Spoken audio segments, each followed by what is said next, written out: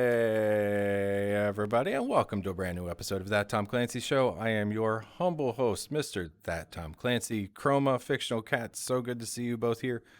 Gentlemen, I would like to say that thank you for that Lethargic Kermit comment. It was wonderful. I can't wait to put it into the YouTube video that's going live later tonight. Gentlemen, it's so good to have you here. And then Zell, so good to see you as well. Just checking out Home Assistant for home automation stuff. Okay, cool. You guys have your silly conversation. Uh, Happy Monday. We have successfully made it through another week, but unfortunately, we had some very sad news this morning with the passing of Ennio Morricone. Guy made it to 91 and made some amazing film scores. The most important one to me personally is from 1982's John Carpenter's The Thing. It's my absolute favorite horror movie of all time, and he will be missed. My condolences go out to his family, his loved ones, and his good friends. We're sorry to see a great one go. Renobito, welcome to the show. Thank you for being here. But until then, guys, well, not until then. What am I even saying? God, it's like I've never done this show before or something. Oh well. You all, some of you are here to listen to me say stupid things and make a fool of myself, but probably most of you are here for my guest. Now, my guest today is a man with a unique set of skills. While he's just as likely to leak the skeletons in your closet as he is to tear apart your criminal empire, hopefully he does neither of those things today because I can't afford that kind of setback.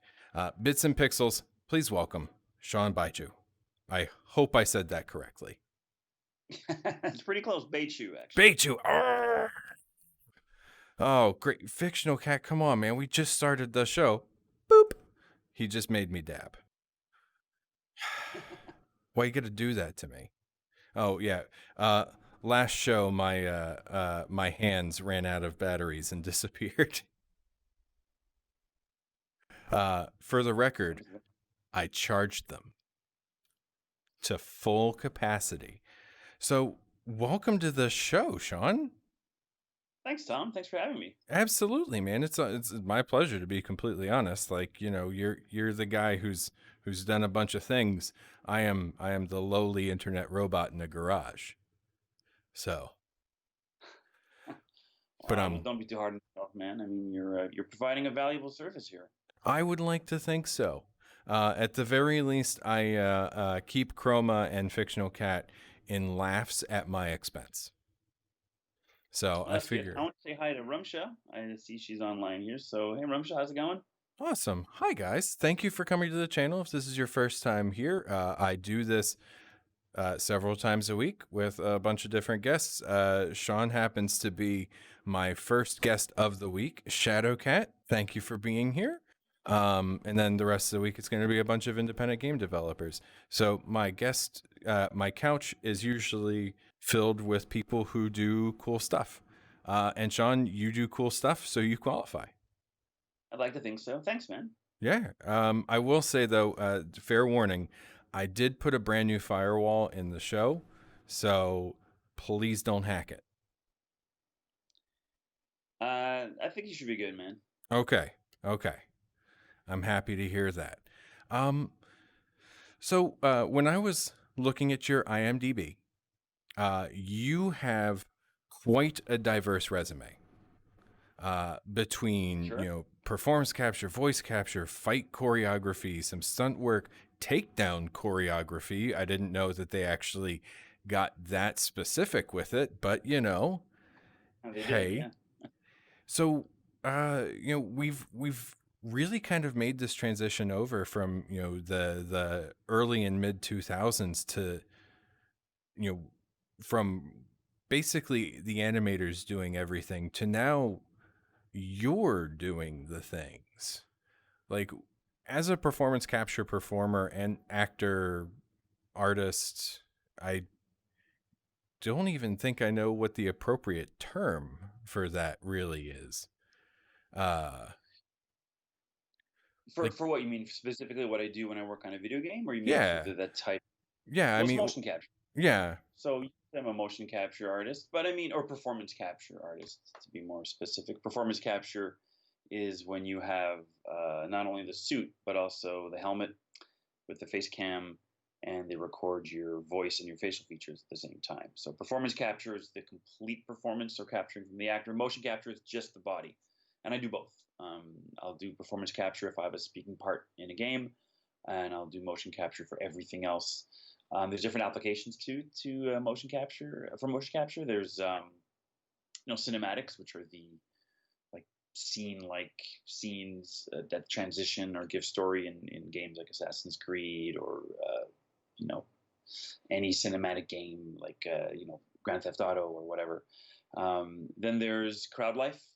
That's all the people walking around a city, vendors, merchants, soldiers, beggars, prostitutes, all that stuff, kind of milling about, things you interact with in an indirect way in mostly third-person open world games, like Assassin's Creed, for yeah, example. And then there's in-game events too, which are like more specific animations for certain things that are still in the game, so not quite a cinematic, but not quite just the application's a bit different because Living World is a lot of very technical work where you have to capture a full range of what's called idols, I guess, and patterns, which are reactions characters have to different stimuli in the environment. So let's say you have a civilian who's just walking down the street. We need, to capture a civilian walking, turning left, turning right, turning around, stopping, jogging, running, reacting scared in like 6 different directions, uh, cowering, begging yeah. for his life, um, going to see a merchant, in talking to someone else. And then when you add all these things together in a game, you get this living, breathing world where every character you encounter has his own business, their own activities. It's a lot of work and it's very technical, but I find that stuff just as fun as a speaking part. Speaking parts have more exposure, of course. You're the Clearly, person people are seeing and identifying in a game. yeah, Um, if if recognition was doled out in the same way for the nuts and bolts of a game, living world, and all that stuff, um, I'd probably be known in a wider range because I've worked on yeah, I must be rounding about 70 games now yeah. Your that I've worked IMDb on page in is, some capacity. In some yeah, capacity, I'm not saying this to complain about. I wish I was famous or anything like that. I just want to work, and I work plenty, which is awesome. But my point is, actors are involved in a lot more ways than people often think when it comes to things like this. It's not just the guy who plays Ezio and his love interest and the main bad guy. It's yeah, they're important too, of course, but you have an entire cast of actors who never speak in the game, but will animate those 600 soldiers you murdered. That's like 2 or 3 well, people doing we all that, plus need, the stunt team, and yeah, we need that just as much as we need, the Ezio Auditore, because we need to feel like the person we're killing had a family. You know, just our number one priority is making people think all the guards have families. Yeah, in all these games. yeah, But no, but because it's then it's really we have to have that moral quandary of, should I really have killed that guy? You know, well, you joke, but it's funny that in Assassin's Creed Brotherhood, or is it two? I forget. One of the two. I played like a relatively minor NPC boss that you had to go kill. He was like this friar who was like preaching about God and heresy, and you climb all these towers while avoiding these archers. And when you get to the top of the tower, my character attacks you and you can kill him. But what's funny is he had my face. mm-hmm. They actually scanned my face digitally and put it on the character, mapped it to the character. So in the game, and you hear me sermonizing and you get to the top of the tower, it's literally this face. Not exactly this face. I don't think I had a beard at the time. But I had a monk's haircut too, which was awesome. But for weeks, months after, people that I knew would contact me and be like, "I killed you yesterday. I threw you off the tower, man." This challenge in the neck was awesome. So that's part of the fun too. I mean, Yeah. I think video games provide this nice cathartic escapism. Where it's okay to be violent and not have to face real world consequences. So Yeah. if the guards have families, well, I you had shouldn't a be worried about that. moderately similar experience to you with Assassin's Creed, because in the original Division, there is actually I'm in it as a missing person. So Oh, outside really? of all the different safe houses and stuff, there's that like board that shows all the missing persons, and Sure. I'm on there. Also, Sans Beard. From UB Massive was kind enough to invite a bunch of us up to the studio ahead of the beta and stuff to come take a look at it, and they took our pictures and slapped us on these missing persons posters with our names if we so desired. And the thing that makes me just slightly mad is that everybody thought it was a joke about my dad, and so they were all like, "Oh, ha ha ha, Tom Clancy joke," and I'm like, "It was me, you jackasses," you know, like my one claim to fame, and they took it from me. But Whenever I see photos in like picture frames or posters in any kind of game I'm playing, I always assume it's the developers, their families, their kids. yeah, it's a pretty safe But bet. next time I play the Division, I'll go looking for you, Tom. Maybe I'll be the one to find you. Yeah, I mean, I'm there. I'm not hard to find at all, because they only have like about like a couple dozen of those posters, and they're all on every wall where you see the missing persons thing. So, and real quick, hi indie game lover, thank you for being here.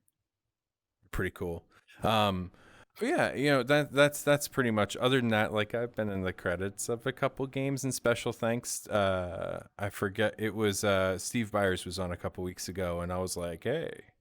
I've been in a Tom Clancy's games credits, like trying to sound cool. It's a nice feeling, eh?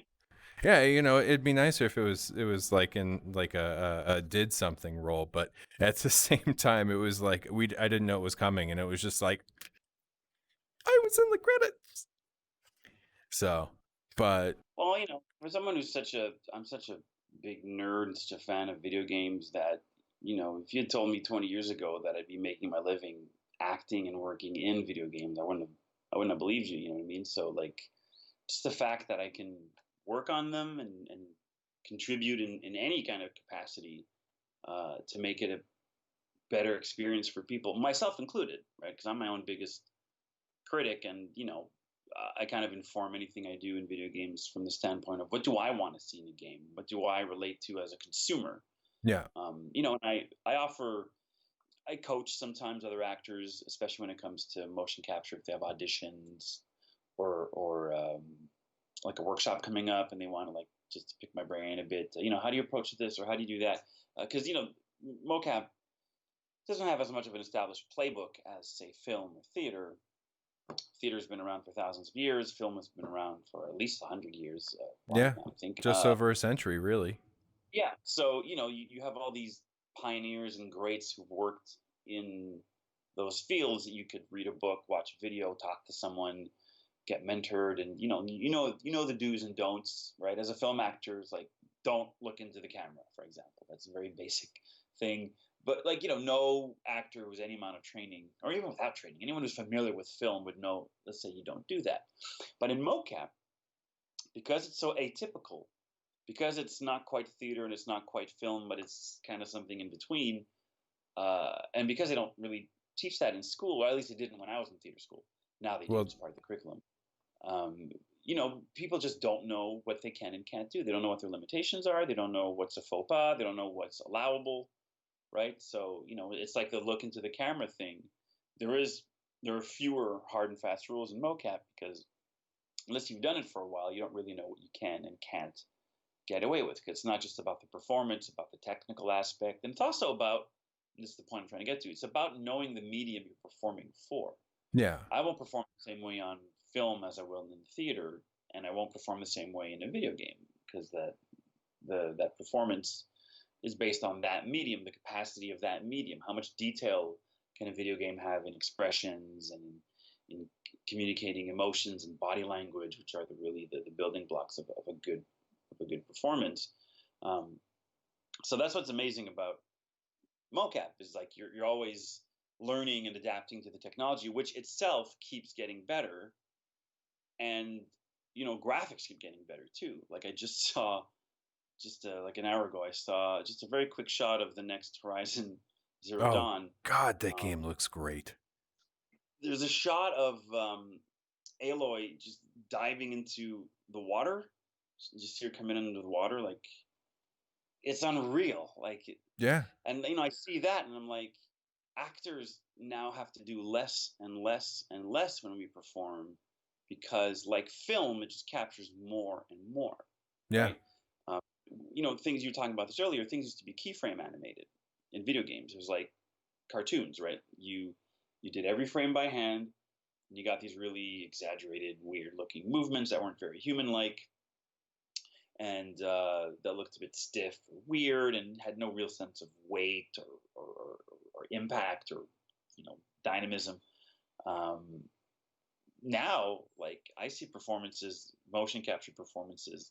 I can't wait, like for example, to play The Last of Us 2, where that's super big on mocap, really high tech stuff there. Like I can't wait to not even play the game, but consume the performances of those actors. That will be almost like 100% captured and translated into this new medium. You know what I mean? Like I Yeah. remember the performance in the first game was so compelling. If I think of the games that had the biggest impact on me this year or last year, most of them were because of actor performances ensconced in a game. So, like, Red Dead 2, like, incredible story, an amazing performance, soul crushing, but incredible, right? Spider Man, same Mm-hmm. thing, like, fantastic performance, really engaging. And, the gameplay and the graphics were great, but because the actors can communicate their humanity and their intentions and their emotions through this medium, it's come a long way. You know what I mean? Like if you go back and play like an old school, like take Resident Evil 3 is a good example, right? I just played the remaster, and really great, fun game. Uh, Jill looks amazing. Carlos's hair, like, is incredible. All the nuance of their vocal performance, all the little looks Jill gives him, like it's a very nuanced performance. And I remember when I started playing the game, I'm like, how different is this from Resident Evil 3? Like I don't really remember. And then I went and checked old footage of Resident Evil 3, and it's day and night, right? Like Yeah. the level of detail you're getting and immersion you're getting is completely different, because you're just not getting as much information from the actors. You still had actors in a voice studio, talking into a mic, but there's something to be said about being physically in the presence of another actor, getting to look them in the eye, react to them in real time, and then have that be captured and translated into the game. In Watch Dogs 2 actually was a lot of that. A lot of what worked with the group in Watch Dogs 2 was that synergy and that energy of the group that was possible because of using mocap. We have a comment in chat from my friend Nick. The Resident Evil 1 opening, best mocap because it's just straight up real actors, Kappa. No, Oh, as in its no. actual footage? Yeah, God, that was so bad, though. I don't remember. I haven't played the first Resident Evil in a long time. It's one of those things that's just burned in my memory that I will never forget. The only time that I think I've ever played a game that used FMV that I actually enjoyed was 2006. Yeah, 2006's Need for Speed Most Wanted. And it's because it just embraced that it was ludicrous and just rolled with it. Hey, Brian, how's it going, buddy? Yeah, and also, Chroma, you asked that question a minute ago. Was that directed at me or was that directed at Shawn? Because if it was at me, like, yo, if Ubisoft called me up and was like, hey, Thom, you want to be in a Tom Clancy game? I'd probably say yes. So, I wouldn't blame you. so like Shawn, you can just you can just drop that out there. You know, just Yeah, I'm directly responsible for everyone they hire on all these games. I've heard that. I've heard that actually. You're the only person more powerful than you is Eve himself. That's right. I'm considered number 2 at Ubisoft, like right below the top. That's me. Nice. Um, Now, in just kind of going off with the performance capture stuff too, it is so interesting to see where the technology has grown because it's, motion capture kind of has existed for a while, but it was just so. I think the word I'm looking for that fits is archaic and minimal. But then Sure. Peter Jackson busts out Gollum in Lord of the Rings, and all of a Yeah. sudden this idea of an actual virtual character has just really caught on, and Yeah. it's ubiquitous now. Well, I think the pioneering, like, game changing advantage of motion capture is that, I have a lot of respect for animators and keyframe animators. That's a hard job, and but because trying to approximate human movement realistically without even a reference, or even just with a reference without actual, the actual movement, it's really difficult because there's hundreds or thousands of little things we do when we move. Like just now talking to you, I'm actually trying not to move too much so I can stay in frame, but I'm Yeah, talking with my hands, and my eyes, and my eyebrows, and my lips, and my shoulders, and all that stuff comes together to either support what I'm saying or contrast what I'm saying. It's this whole deeply complex system of communication we have as humans. And body language actually makes up the majority of communication between two people. I mean, you can converse with someone non-verbally and tell something about someone non-verbally in less time, I find, than you could in that equivalent amount of time with just words, right? If it was yeah, just someone over the phone or just someone visually, I'd get a lot more information by just watching that person for just a couple seconds. So, yeah. That's you know, an old theater exercise I used to do in high school, which was you would line up back to back with another actor, and try and convey emotions to each other just using your back. oh And wow. it's amazing how much is actually just in there because it's speaking from my own personal experience in life. It's like, when I get angry, one of the first places to tense is my back, Yeah. and it's just like, and just the way that it determines how tall, or, like how straight up you carry yourself. Yeah. Like if somebody's more comfortable, they're going to stand taller. If they're feeling weaker, they're going to make themselves smaller, and yeah, Yeah. there is so much that goes uh, just in that. And it's part of why I have to play this character very big because I have minimal points of tracking. Yeah. Exactly. You have to exaggerate your movements a bit. And that's what I was saying. As the technology gets better, that becomes less necessary. But when I first started doing motion capture, actually, just finish what I was saying earlier. Um, before I move on to this, the um, the uncanny valley, right? That is a bit of a factor when it comes to anything artificial. That's supposed to approximate a human. Yeah. If it's really close but still a bit off, it's upsetting. If it's super stylized, so not close at all but consistent, that's acceptable. You know what I mean?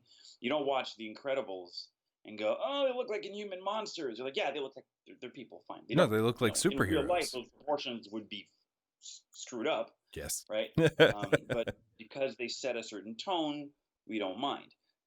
So that's what's great about mocap is it kind of skips over the uncanny valley because it's not an animator getting 80 or 90 or 95% of things pretty close.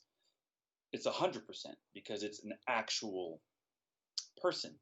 And to give you an example of how it's evolved over time, when I started, the first game I worked on, I believe, was Assassin's Creed 2. And back in those days, uh, they had me and a couple other actors uh, play most of the characters in the game, and we'd learn their dialogue beforehand. So I'd get their dialogue, the script, like say a week in advance. I'd learn all of, let's say, Sean Hastings' dialogues. I did all the mocap for Sean Hastings, for example, and the actor who plays him was this British fellow. I forget his name, but a British comedian who's fairly well known. And he was playing Sean Hastings. So I would get the script, read it, memorize it. Then I would research the actor, try to memorize his mannerisms, his speech patterns, his body language. Then I take all that to the studio. While we're setting up, I get them to play the dialogue while I would sync up my performance of the dialogue to what's playing. So not lip syncing, but actually speaking the Yeah. dialogue, but with the same cadence and delivery as the actor. And the only time I'd actually get to hear what the actor did with the text I had was that morning when we'd be shooting. Based on what I'm hearing, I'd have to make all these decisions pretty quickly as to, how am I going to interpret that? How am I going to move to this part of the set to my computer, let's say, for this part of the scene with what he gave me? So it was this like really complex procedure. We had these massive, heavy helmets that would give us these giant headaches because they were like really bolted tight to our temples. It's kind of cut off our circulation, and it had this big bundle of cables that were plugged into the back of the helmet that ran across the floor all the way to the bank of computers. So each actor had to have a PA, a personal assistant, following them, holding their cable package to move it out of the way so actors wouldn't trip over each other or knock over furniture. So that was in the early days how it was I done. You record feel voice in the studio and then get the actors to come in and do all the physical stuff, and then they'd sync the two. So this Frankensteinian kind of amalgamation I of feel a stuff. deep-seated Yeah. connection to that because that feels an awful lot like what I'm doing with You the mean big with the crazy show? helmet and the wires coming out the back. But instead of a PA, I have a series of carabiners running along my ceiling to keep Oh, my cables, you know. that's great. You don't have to provide them with dental. Yeah. That works out pretty Gavin, nicely. we should get a PA for next time. What do you mean it's not? Gavin says it's not in the budget. Well, it looks like it's working out pretty well for you so far, though. I'm aside from the summer finally showing up in earnest, I have no major complaints. So, except for the arms, I miss my arms. You're just kind of two floating hands there. Yeah, it's But you know, what you're doing now is a good indication too of some of the restrictions of mocap, which are still around today to an extent. It really does depend on the system. I've worked with maybe a dozen different systems and helmets in the course of the years I've worked for Ubisoft and Eidos and Warner Brothers and a few other companies. But like, that position of your hand, this is this one fixed position, right? Like that's one of the limitations of mocap is that we'll wear gloves that track our hands, but it only really registers if our hands are open or closed, right? So if I point like this or like this, or if I do this, um, that data won't be captured by the computer bank, right? So then they have reference cameras that would film our sessions as well, and that footage would be provided to the technicians, and then they reference the reference footage. So when they see like my point cloud, which is what they call the 3D skeleton of my character as observed by the cameras in the volume, like a 3D hollowed out shell of who I am. those are That's how it always really starts. interesting to look at. A friend of They mine, are. yeah, an old friend of mine was an animator, and one of his jobs was going in and cleaning up the motion capture data and Yeah, this making is on sure the that same. everything Yep. was all, yeah. It was fun Yeah. watching that. Thankfully, though, I can get some form of finger tracking. I accidentally flick off the audience a lot. Uh, That's pretty good, actually. it is truly an accident, though, but But it it does is happen. limited. Is my Yeah, point. So like they'll have to observe what you actually did in your performance, and then take that information visually and apply it to your character. And I think that's one of my favorite things about mocap and the technology is, unlike film or theater, they can take your performance. Once they have your performance, they can then modify it. So, if my character walks into a room and angrily yells at somebody in a scene, and then later on they decide that, I don't know, there's a window to my left and I got to throw a nervous glance out the window before I talk to the guy, but I didn't do that as an actor because it wasn't in the script or whatever. They can just keyframe, literally just keyframe my head, move it left, move it back. Everything else about me will stay the same, so it won't trigger the uncanny valley thing if the modifications are relatively small. So keying a hand open or close or flipping someone off or whatever, that doesn't look weird because they're really quick, simple movements. Yeah. Nowadays, the technology is way more advanced. It's all wireless, so we have a battery pack, and we have the helmet and the whole deal, and it just broadcasts straight to the computer bank, and we can move around a lot more freely. The helmets are lighter; they're not fastened as tightly, so it's easier to wear it for 8 hours.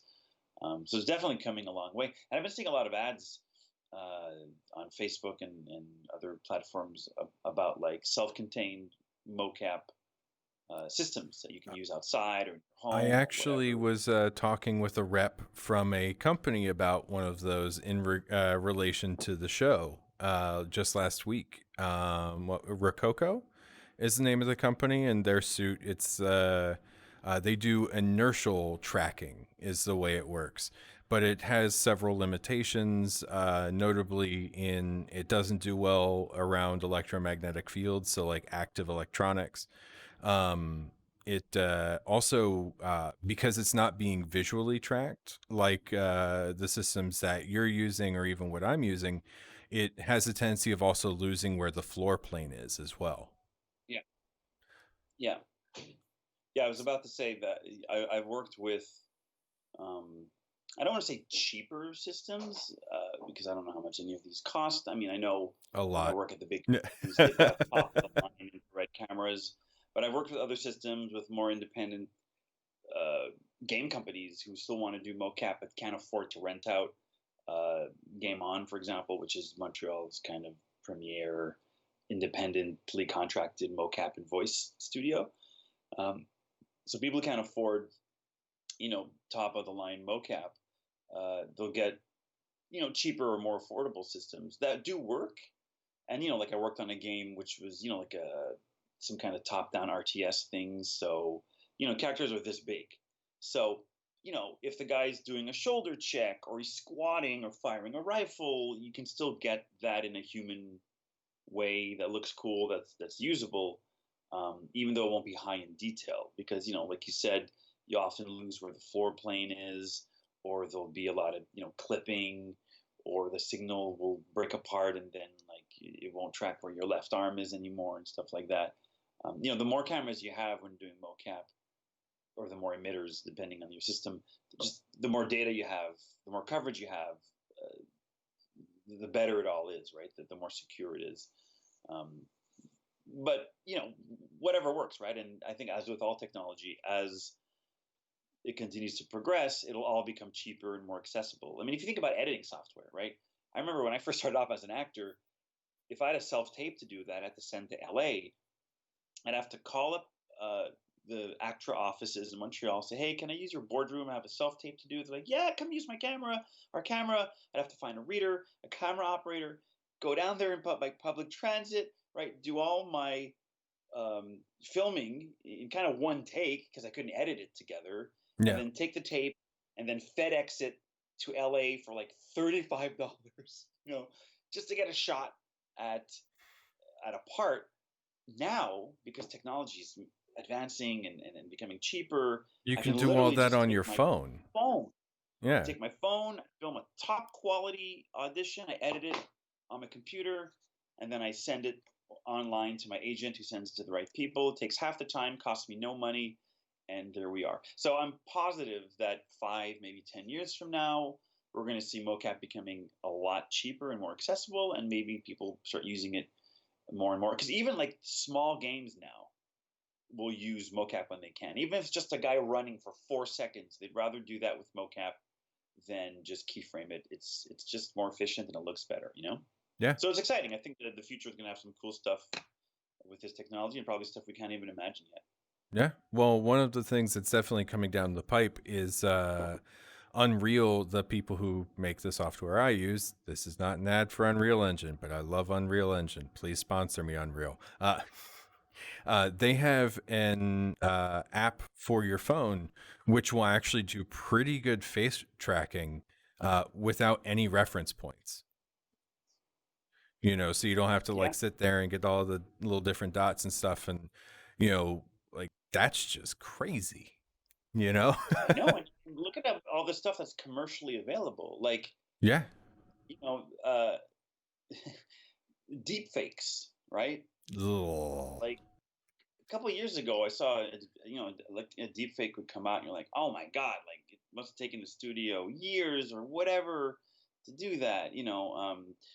Years, decades ago, when Michael Jackson came out with Black or White. Remember that video? And they used morphing I technology was to not morph a him. huge fan of Michael Jackson, to be fair. Like, great artists did It's okay. great things, but He had a bit of a revolutionary video where this song Black or White talks about, like, doesn't matter if you're black or white, it's about racial yeah. equality. And he just has like men and women of all different ethnicities kind of singing along to the video, and then they just kind of morph into the next person, and just one person to the next. It was incredible. And when it came out at the time, that cost probably millions of dollars. It took months to do, and everyone was like, "Wow!" Now you could probably find an app on your phone I'm that does pretty that. sure we can find an Fine, app on our phone that does age that. you, or the deep fake stuff is incredible. Like I just see people like, oh, let's do Arnold Schwarzenegger and Jim Carrey, and then boom, and you can tell it's fake now. But 5 years from now, 10 years from now, And the like crazy all thing this stuff is is that the becoming people who are doing so this on available. their home computers are better than the people who are being paid, Yeah. decent sums of money at FX houses to do it in CG. Yeah, I've seen effect comparisons where people take, for example, Henry Cavill as Superman in Justice League with, Yeah. uh, mustache gate or whatever it is they called it. You want to talk about uncanny valley? Like I Yeah, that was up literally there. recoiled in terror when I saw that opening scene of Justice League. I remember I was sitting in my living room, and I went, "What the fuck's wrong with Superman?" Like I was afraid, right? Because my brain was like, "Something's wrong, something's wrong." Um, and I saw someone take that scene and just they took Henry Cavill footage from other stuff he'd done, and they just did a deep fake of Henry Cavill on Henry Cavill, and it looked way better. I Yeah. also saw the same thing with Leia. They took Carrie Fisher from I don't know what, and they put her on top of Leia in A New Hope. When Or not A Rogue New Hope, One. I'm sorry, Rogue One at the end when she says hope, Yeah. which also kind of was like, that's weird. That's what I mean by uncanny valley. Like it either works or it doesn't. There's See, and no. for me, it didn't bug me too much because when that happened, especially after the events immediately preceding that, with Darth Vader being, That's well, a good point. I was yeah, still I was reeling just from like in that. that theater, I was just like slight tear, and I'm like, I know precisely what she's going to do. And that said, though, the guy that got to play Moff That's a good Tarkin point. was excellent, and his effects were But see, that's the very thing. good. They were good, but I don't know. Maybe I'm more of a purist. I'm more old school, but I would much rather have seen them cast an actor who's close to Moff Tarkin, who's not him, looks Yeah. like him, who sounds like him, who has the mannerisms, and just we get it. Peter Cushing's dead. This is supposed to be his character. Fine. Um, Mon Mothma is in um, Rogue One, Yeah, but they got the and actress who played her in episode 3 to play her.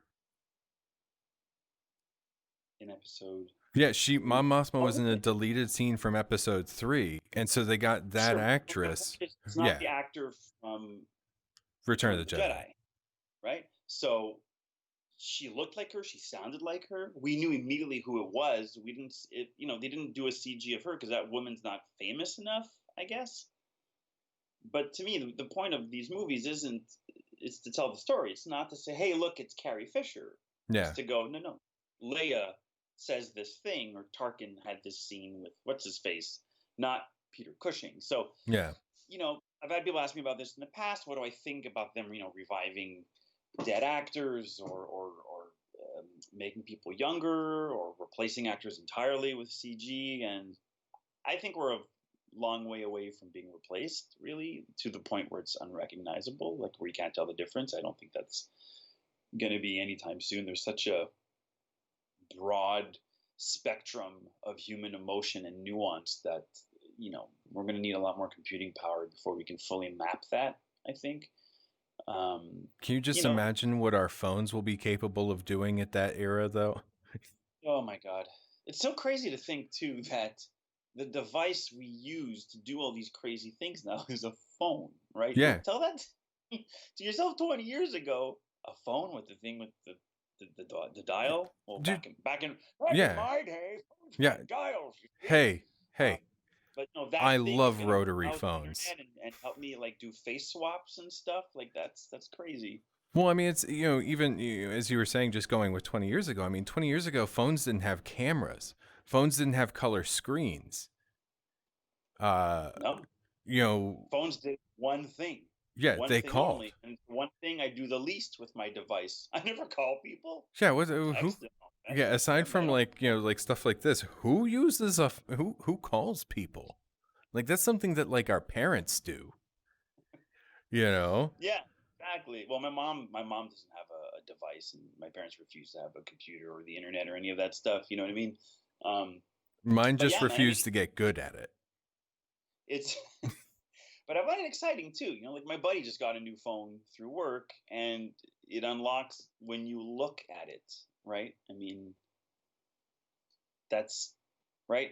Talk about facial recognition, all that stuff. The phone now is advanced enough that it's like, oh yeah, it's you.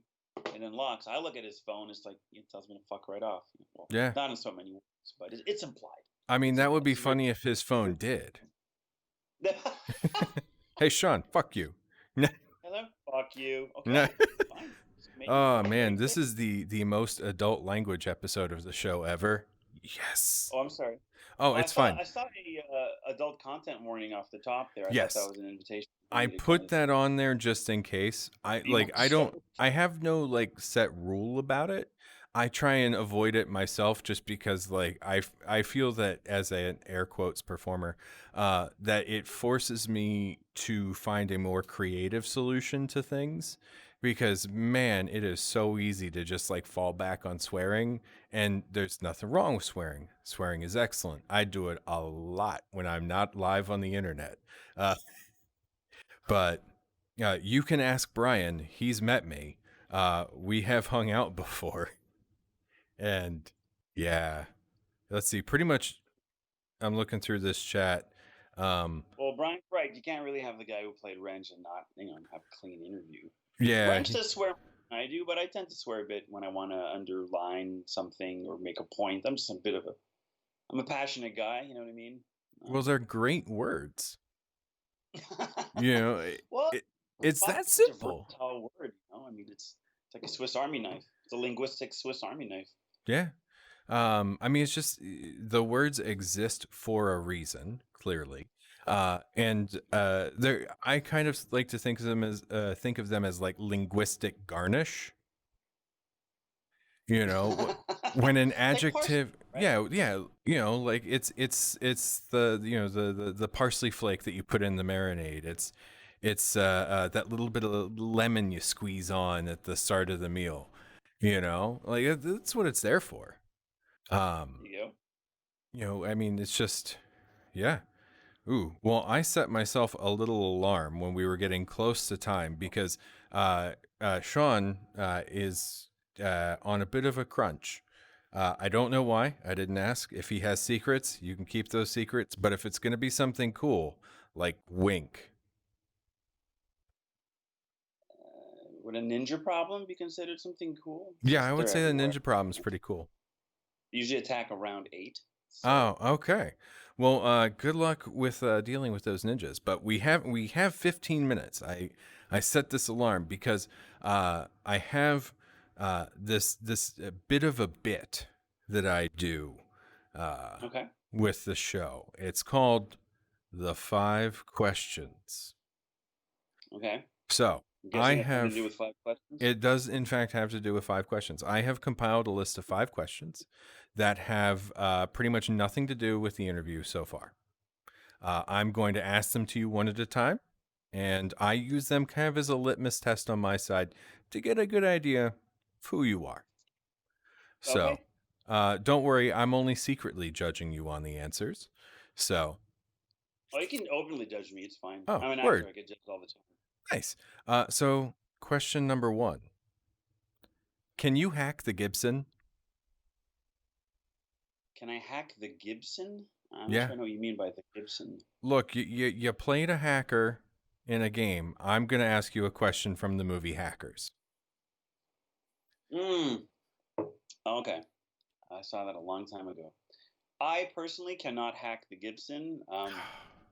Wrench and I are similar in many ways, but if there's one way we differ greatly, is he is a whiz with technology, and I most certainly am not. Okay. Well, I was hoping so because I would like to hack a Gibson at some point and uh, maybe make Penn's day slightly more difficult. Yeah. Pen and Sorry, tap. man. Yeah, no, it's fine. I go for those deep cuts. Sometimes they hit, sometimes they don't. This was a don't. Brian, since you're the mod, and hopefully you're taking notes, remind me to never ask that question again. Number 2, can you teach me to movie fight? Absolutely. Yeah, I teach stage combat classes either privately or I hold workshops. Yeah, it's. I mean, where do you live, Tom? I'm in What part of? Milwaukee. Oh, It's north that's of a bit of a Chicago. commute for you. It's a Yeah, bit of a commute. look, I've been to Montreal before. One of my tattoos is from Montreal. Okay, that's nice. Well, the next time you're in Montreal, you should hit me up, and we could like meet up in a park or on the mountain, and I could show you how to swing a sword, or use a staff, or stab someone, or choke someone, or break their neck, or throw a kick, or It the list goes on. sounds like we're gonna have to uh, actually film this too when this happens. Sure, And bring your stuff. JoJo155, thank you for the follow. So, yeah, all right, that was the absolute correct answer.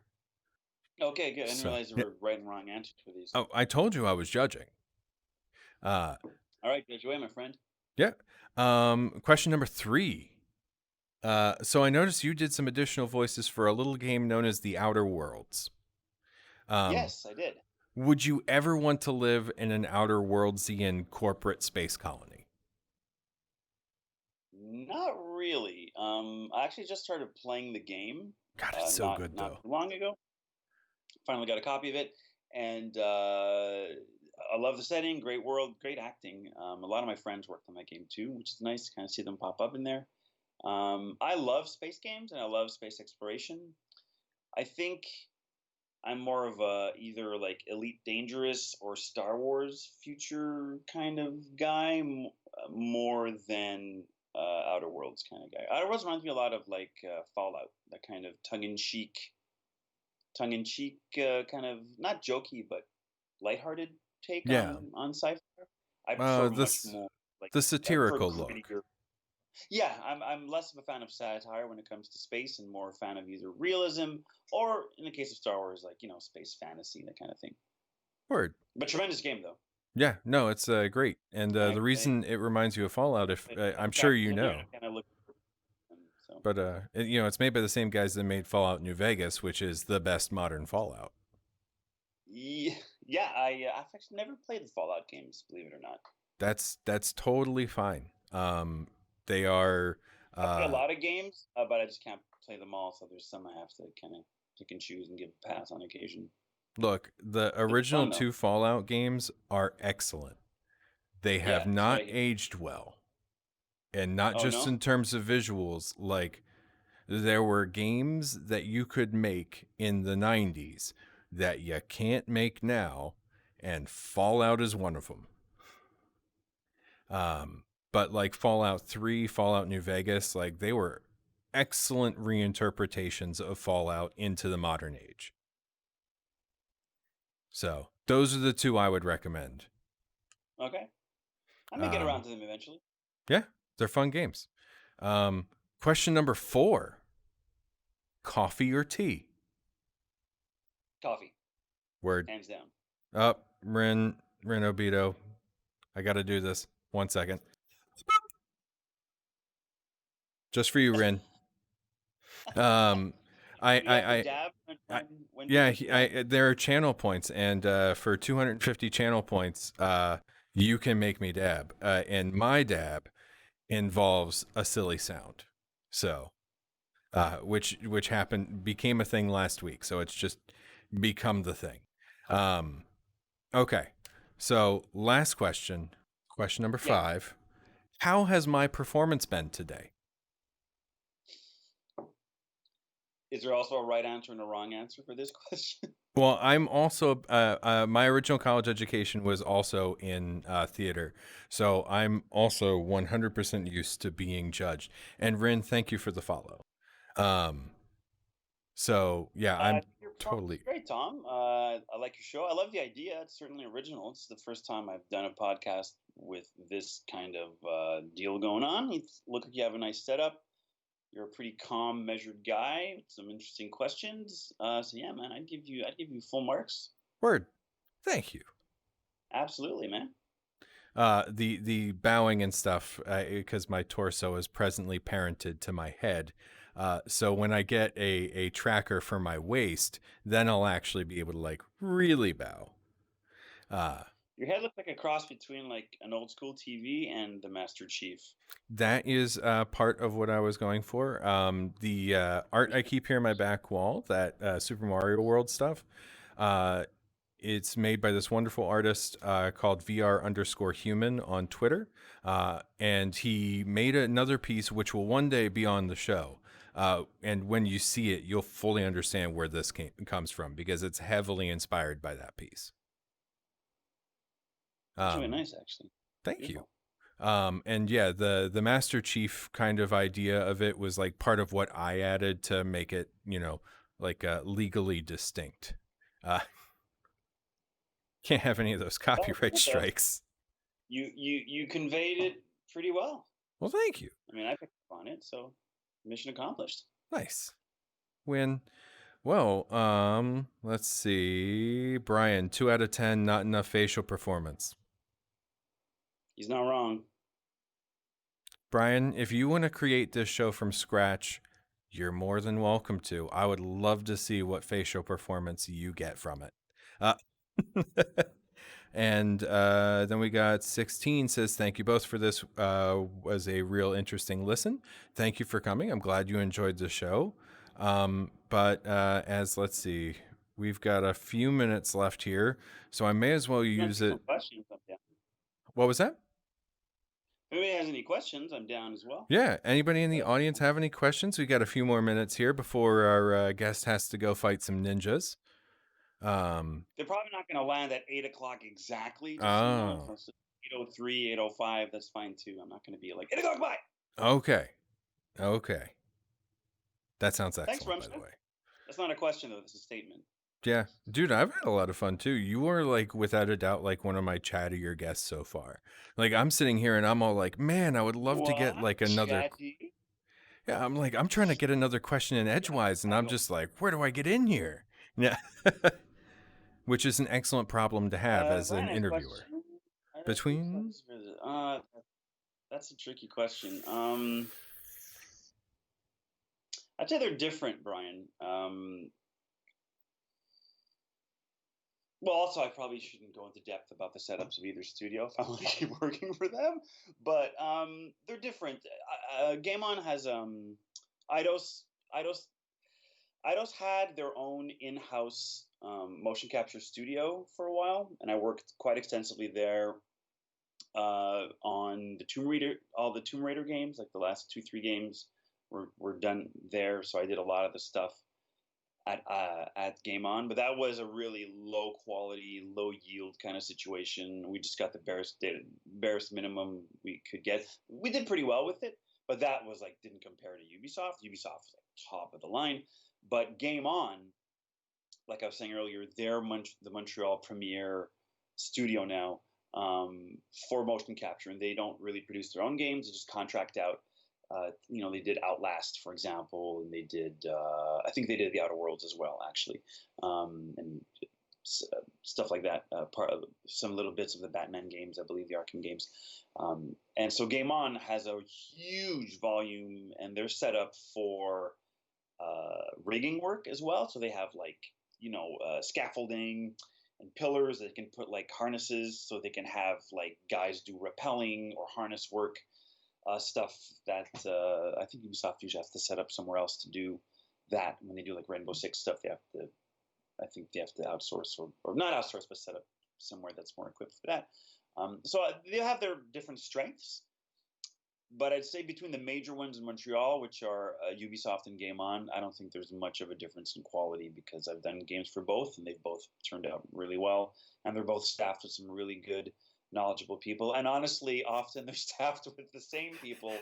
It's happened on more than one occasion that I'll go to Eidos and go to Game On and work with someone, and then 4 months later I'll go to Ubisoft, and they're at Ubisoft. I'm like, "What are you doing here?" They're like, "Oh, I got poached from there, and they brought me over here." And then I'll go back to Game On 2 years later, and that person's back at Game On. They're like, "Oh, well, I got a better offer, or I quit, or like people are always kind of going back and forth. It's a really small industry here, so people there's kind of like this homogenous diffusion of skill and quality when it comes to mocap that kind of suffuses, I think, all the different the 2 or 3 major studios that do it here. Nice. Do you ever just stop at T-pose when you're tired of talking to someone? That's a great question. I never do. Boy, do I wish I could, though. Sometimes it'd be amazing when someone's like, blah, blah, blah, blah, blah. I'm like, all right, I'll see you later. Boom. Sean is bugged out, guys. We got to reboot him. But funny story about that, Brian. I was on set once shooting a film or some TV show. I forget what. And, I had been doing a lot of mocap leading up to that. And finished my scene. The director goes, "Cut!" As soon as he goes, "Cut," my arms flap right up. And I just go right to my T-pose. And then everyone kind of slowly turns and looks at me. I'm like, "Oh shit! Right? No, that's not necessary here." So that's kind of force a habit. But apart from that, no, I tend to keep my T-poses to myself. Nice. A great question. Yeah. I did a little T-pose for Brian there too at one point. Unfortunately, because my arms are very wide, my right one goes off the screen. But, I tried, Brian. I tried. Well, Shawn, thank you so much for being here. Like, you're an amazing guest. Fun, man. I'm going to have you on again specifically to talk about like fight and takedown choreography, because that's another thing I have a whole bunch of like questions and interests in. Yeah, but well, between the fact that I tend to dabble in a lot of different fields, and the fact that I go on at length about any subject at all, including many nerdy tangents, we could certainly come back and talk about other stuff anytime you want, man. Yeah, I'd love to come back. This was a super fun experience. Oh, and crap. Thanks to everyone who popped in to be a part of this. If you'll excuse me for just a moment, Shawn. You got 2 dabs coming up. Oh, boop. There we go. So that was it. Now, Shawn. Oh, snap. Maybe I should add a dab, y'all. Yeah, triple dab, trip dab. Maybe we should add that as like a. Great to see you. And Brian, man, thanks for putting me in touch with the Thom. This is kind of happening because of you, man. So I appreciate it, buddy. Yeah, Brian has been like the biggest and best evangelist for the show. He's good people. If I can embarrass him for a second. Oh, He's one hell of the most yeah! supportive, engaged people. It's not easy being an actor. It's not easy creating your own content. It's not easy competing with the fucking. There's a warranted swear. Multitude of other things going on, just trying to make your way and carve out your spot. So to be able to do that and stay positive and supportive of other people and kind of always pushing the spotlight onto other people, I have a lot of respect for that. And we need more of that. So Brian, keep doing your thing, man. Respect. It's from both of us. I say it all the time, so like I don't feel the need to say it again. Where can people find you on social media? So I'm on Twitter at Shawn Baichoo. Wait, is that my Twitter handle? I forget now. Yes, I think that is. Yeah, Shawn Baichoo. And I'm also on Instagram where I post many silly things as Choobai. That's just an inversion of my name. So CHOOBAI instead of BAICHOO. So Choobai on Instagram, Shawn Baichoo on Twitter. I've got a fan page on Facebook. I don't update it that often, but I post updates there on occasion. And I also have a website if you guys want to check it out. I keep that actually pretty up to date with updates and upcoming projects and what I'm working on. And that's just ShawnBaichoo.com. Awesome. So and there's a photo gallery there and a demo reel and a bio and stuff. If you guys want to know more about what I'm up to, yeah, man. Awesome. That's about it. Andrew, thank you for that sub right there. You picked a great spot for it. And then Brian's there with the links because, well, Brian is. Oh, Brian. See, well, this is what I'm talking about. Yeah, no, well, he knows. It's his unofficial job on the show. He's also my hype man. At some point in the future, he's gonna have a special character who is going to be on this set or another set, whose sole job is to drum up hype. Oh, so amazing! Yeah, you picked the right man for the job, right? Thank you, Brian. Appreciate it, man. Shawn, once again, thank you so much for being here on the show. Yeah, my pleasure, man. We'll be in touch on being again. They failed their stealth role. So ninjas fail sometimes too. It's true. They're only human after all. Actually, I think they're the undead kind, but it's fine. Most of them are human. Wow, zombie ninjas. That sounds like a fun movie. Yeah, they haven't done that yet, zombie ninjas. What, they've done zombie samurai. Have they? Yeah. They've done zombie a bunch, but zombie ninjas? I don't know. I'll have to look into that. Yeah, if not, I think we have got a plan. It'll be my next fan film. And we could mocap it. Thanks everyone who watched the stream. That was awesome. Thanks for being here. Thom, thank you, man. That was absolutely fun. Man. Hit me up again in the future if you want to do this again. Hell yeah, man. We'll have you back. Don't you worry. All right, bud. All right, and well, everyone else who's still here, thank you so much for joining us on the show. I've got 3 more shows lined up for this week. Tomorrow at 3 p.m., we have the guys behind a little indie game called Toss VR. 1 p.m. on Wednesday, we have another VR studio on to talk about their game Rinlo. And at 9 p.m. on Thursday, we have Drop Bear Bites, an Aussie team working on a game called Broken Roads. All these times are Eastern. For the new follows, for the new subs, for the dabs, thank you all very much. Can't wait to see you all tomorrow. And until then, I'm just going to have to see you all next time on the next episode of That Thom Clancy Show. Boop. Thanks, everyone. Later.